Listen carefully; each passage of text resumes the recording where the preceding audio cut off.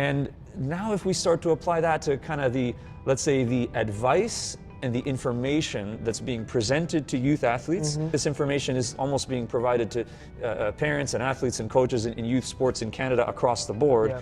I think there's a flaw in the information that's being provided. Tell me how many times you've heard that, well, the reason that youth athletes are getting hurt more now is that they're training too much. Right? Yeah. They're doing too much. The problem with that statement is that it's like partially true. But there's an inconsistency with the information that's being provided, and that's why it's not really true, and I think it's misleading. So here's why. The correct way to explain the rise in youth injuries in sports in Canada anyway is not that athletes are doing too much, but it's that they're doing too much too soon. In other words, they're violating that acute to chronic ratio. And in fact, if you take it a step further, like not forward, but actually a step backward, and you were to look at, well, how they're training, most likely what's happening is that athletes aren't training enough consistently, or they're not training hard enough consistently. Therefore, they're not adapting, they're not improving. And then, without enough of a build-up, then they do a tournament, make a big jump or something, or a big jump in from the off season to the competitive season, or from a lower level club to a higher level, or whatever it is, whatever those jumps are. Those increases, in other words, the increase in acute load relative to chronic load, those increases are too high. That's why they get hurt.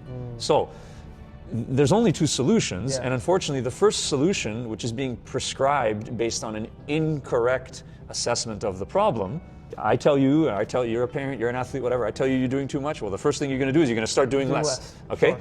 If you do less, you adapt less, what happens to your fitness? Gone. It goes down. That's right. Now your chronic load is even lower. Now making any type of a jump or an increase is going to be even harder to do. So we're kind of telling athletes that they're doing too much. The result of that is that they do less. Then their fitness goes down, and in fact, they're undertrained in that sense. And so that's one solution. I think that's the incorrect solution. The correct solution is teach them about training load, teach them how to measure training load accurately, teach them to monitor training load, teach the coaches as well, teach everybody, right? And then start to make these small incremental 5-10% every couple of weeks, build up their capacity, build up their chronic load. You can handle a jump from amateur to semi-pro to pro, high school to college, whatever those jumps are. Young athletes are not getting hurt more because they're overtraining. Young athletes are getting hurt more because they're undertraining, and then the jumps or the increases that they make in load are too much too soon.